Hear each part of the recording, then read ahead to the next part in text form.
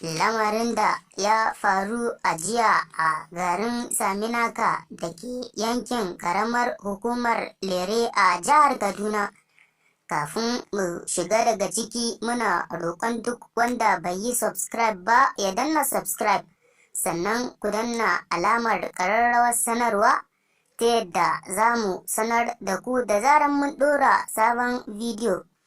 An shiga har ɗakinta an yi mata yankan rago a daren jiya bayan ta karɓi musulunci.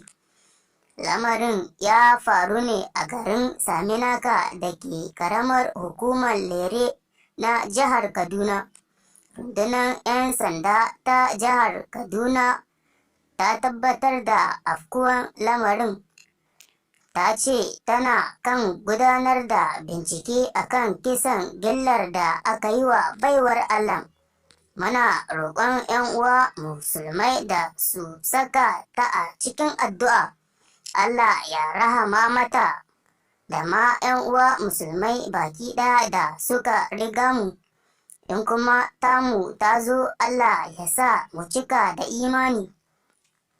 An shigo har ɗakinta an yi mata yankan rago bayan ta karɓi musulunci a garin Saminaka. Lamarin da ya faru jiya a garin Saminaka kenan.